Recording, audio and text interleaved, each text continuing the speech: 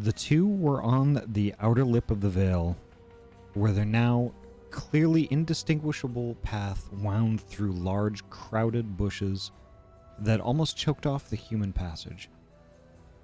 The tall stranger stopped suddenly and stood perfectly still, head bowed, listening intently. Flick halted beside him and waited quietly, also listening. But unable to detect anything, they remained motionless for seemingly endless minutes. And then the big man turned hurriedly to his smaller companion. "Quickly! Hide in the bushes ahead! Go now! Run!" He half threw Flick in front of him as he raced swiftly towards the tall brush. Flick scurried fearfully for the sanctuary of the shrubbery, his pack slapping wildly behind his back and the metal implements clanging. The stranger turned on him and snatched the pack away, tucking it beneath the long robe. "Silence!" he hissed. "Run now, not a sound." They ran quietly to the dark wall of foliage some 50 feet ahead, and the tall man hurriedly pushed Flick through the leafy branches that whipped against their faces, pulling him roughly into the middle of a large clump of brush where they stood breathing heavily. Flick glanced at his companion and saw that he was not looking through the brush at the country around them, but instead was peering upward where the night sky was visible in small, irregular patches through the foliage.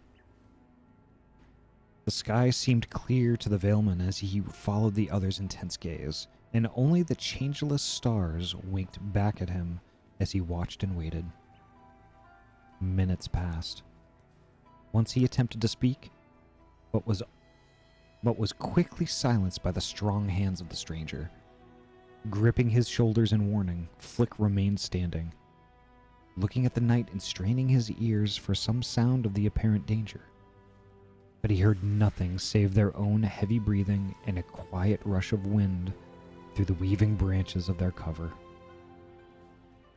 Then, just as Flick prepared to ease his tired limbs by sitting, the sky was suddenly blotted out by something huge and black that floated overhead and then passed from sight.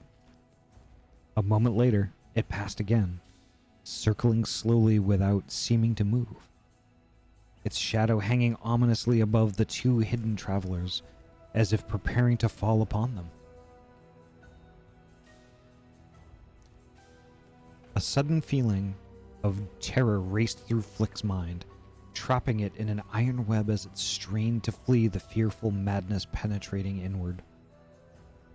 Something seemed to be reaching downward into his chest, slowly squeezing the air from his lungs, and he found himself gasping for breath. A vision passed sharply before him of a black image laced with red, of clawed hands and giant wings.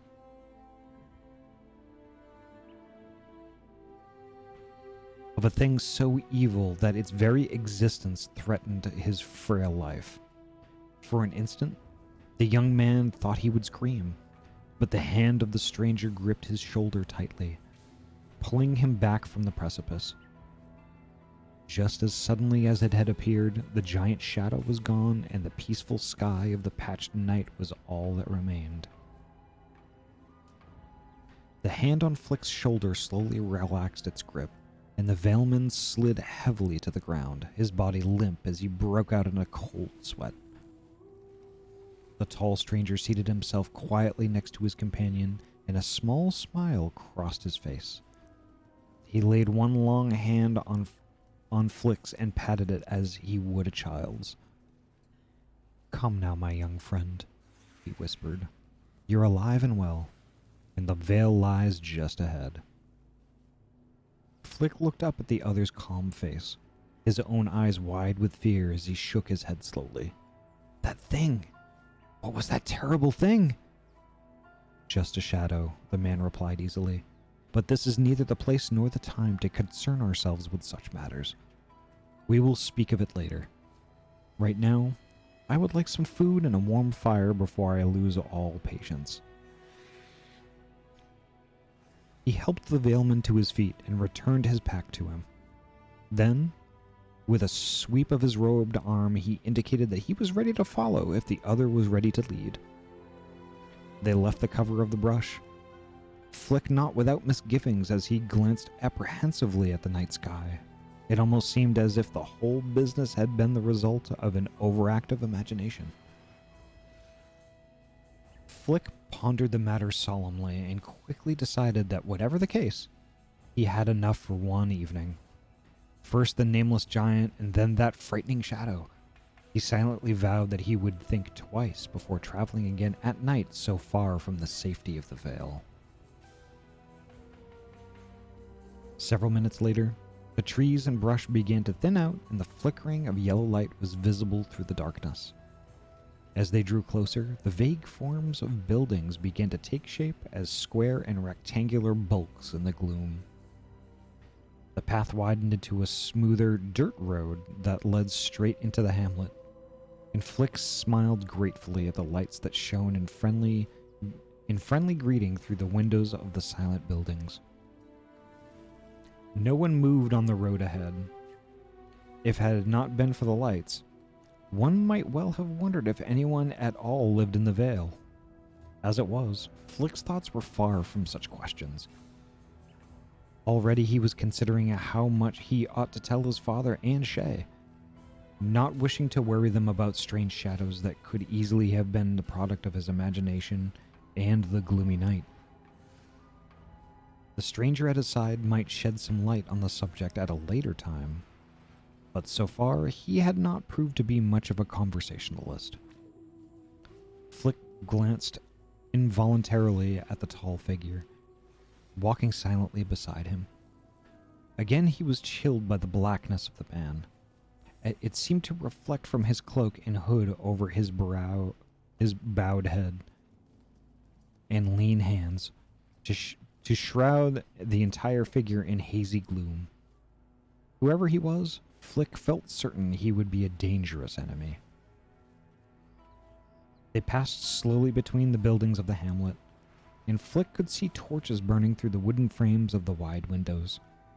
The houses themselves were long, low structures, each containing only a ground floor beneath a slightly sloping roof, which in most instances tapered off one side to shelter a small veranda supported by heavy poles affixed to a long porch. The buildings were constructed of wood, with stone foundations and stone frontings on a few. Flick glanced through the curtained windows, catching glimpses of the inhabitants, the sight of familiar faces reassuring him in the darkness outside. It had been a frightening night, and he was relieved to be home among people he knew. The stranger remained oblivious to everything. He did not bother with more than a casual glance at the hamlet and had not spoken once since they had entered the Vale. Flick remained incredulous at the way in which the other followed him. He wasn't following Flick at all, but seemed to know exactly where the Valeman was going. When the road branched off in opposite directions amid identical rows of houses, the tall man had no difficulty in determining the correct route, though he never looked back at Flick nor even realized his head to study the road. Flick found himself trailing along while the others guided.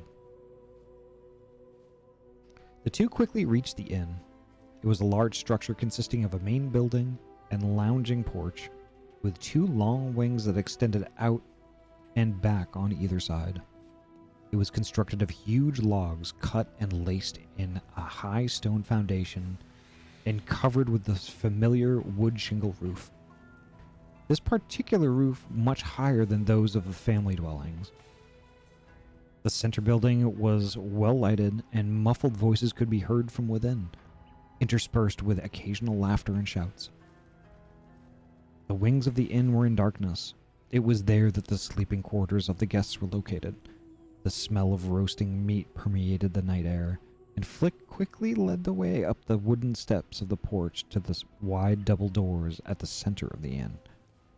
The tall stranger followed without a word. Flick slid back the heavy metal door latch and pulled on the handles. The big door on the front, the The big door on the right swung open to admit them into the large lounging room, filled with benches, high-backed chairs, and several long, heavy wooden tables set against the wall to the left and rear. The room was brightly lit by tall candles on the tables and wall racks and by the huge fireplace built into the center of the wall on the left. Flick was momentarily blinded as his eyes adjusted to the new light. He squinted sharply, glancing past the fireplace and lounging furniture to the closed double doors at the back of the room and over to the long serving bar running down the length of the wall to his right. The men gathered about the bar looked up idly as the pair entered the room, their faces registering undisguised amazement at the appearance of the tall stranger. But Flick's silent companion did not seem to see them, and they quickly returned to their conversation and evening drinks, glancing back at the newcomers once or twice to see what they were going to do. The pair remained standing at the door for a few moments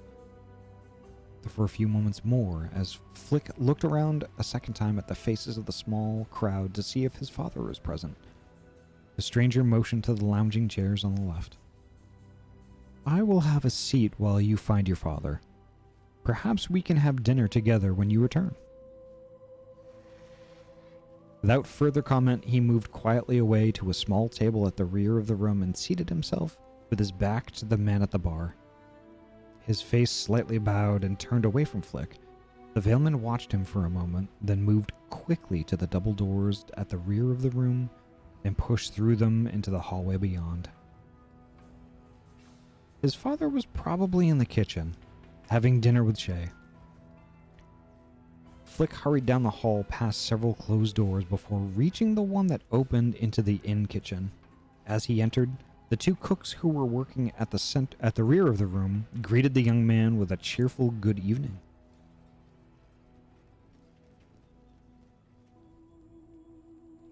Just give me 1 second. Hiya, Arctic. What the hell is going on? I'm reading a book.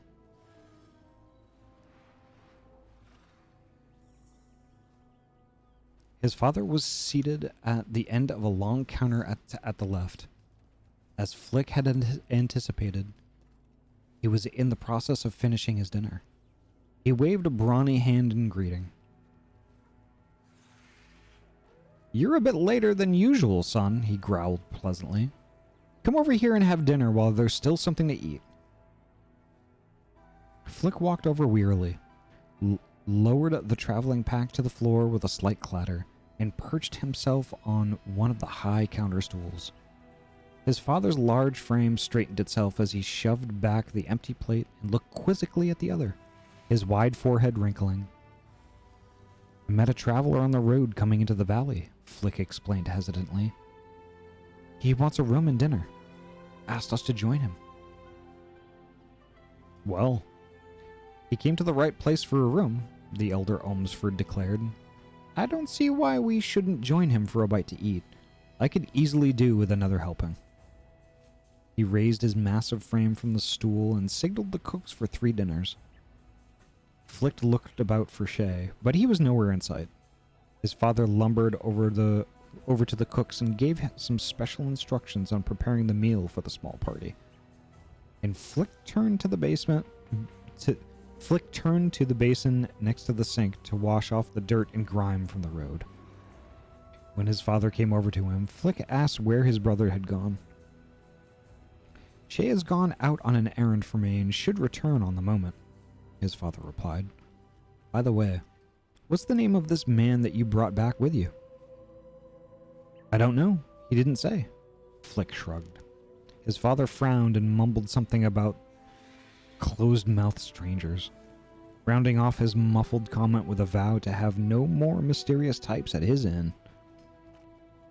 Then, motioning to his son, he led the way through the kitchen doors, his wide shoulders brushing the wall beyond as he swung to his left toward the lounging area. Flick followed quickly, his broad face wrinkled in doubt.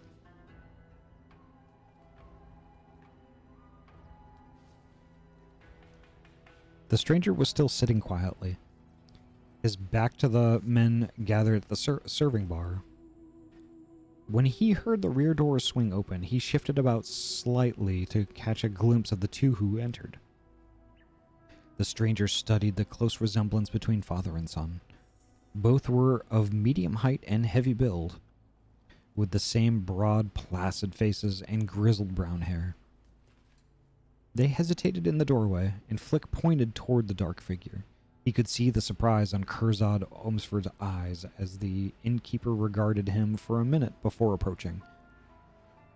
The stranger stood up courteously, towering over the other two as they came up to him.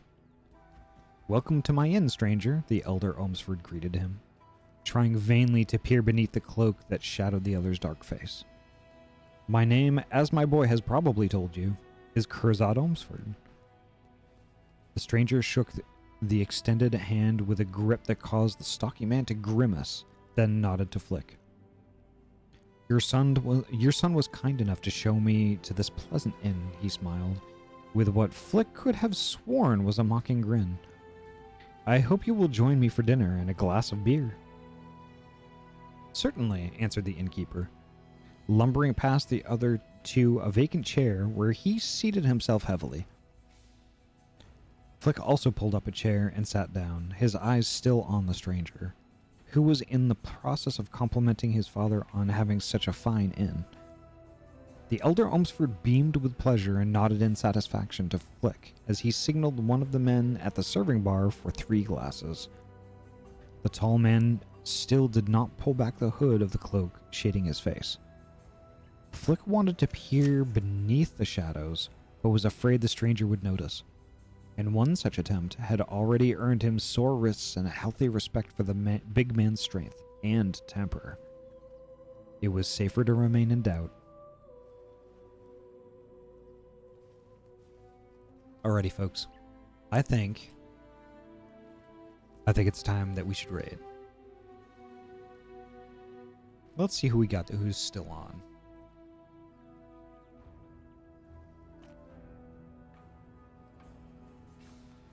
There's my keyboard. Perfect. Okay. Let's see what's going on.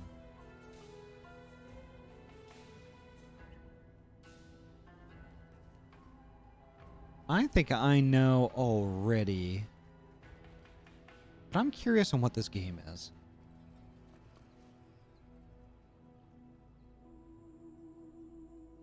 Okay. I don't know who in the chat has heard of Mountain Core, but it kind of looks like Dwarf Fortress, you know, and I'm kind of ready for something that's just kind of chill. I gotta eat my dinner, and I'm gonna be going hecking to bed. And you know what? I'm actually really into that.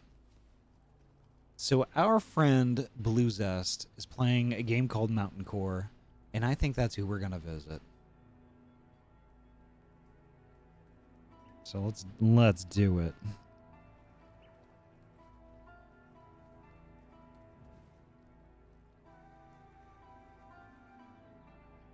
So please stick around for the raid. Blue Zest,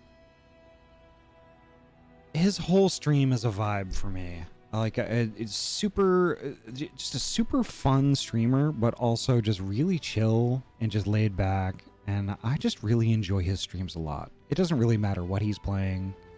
They're always just really, really good. So please stick around for the raid. Not only are we going to be going to visit a fantastic streamer, but you'll also get bonus points in my stream that you can use to torment me later at a future date. And that's always fun. I'm adding stuff all the time. So at any rate, that's going to do it for me. The next time I'm going to be live is actually Wednesday. So Wednesday, 6 p.m. PST, we're going to do a bit of Minecraft, and it's going to be a really nice, chill, chatty stream, and I can't wait for it. It's going to be awesome. And I hope to see you all there. But as for now, this ringtail needs some sleep. So take care, folks. Have a great night. Thank you so much for coming by and hanging with us. And yeah, we'll see you on Discord. Our Discord is right here. If y'all want to join, there you go. You can always catch me on Twitter. I'm constantly looking at my phone, even when I shouldn't be. So there's that too. But holy heck. Well, Take care, folks. Have a good one, and see you Wednesday. Have a good night. Bye-bye.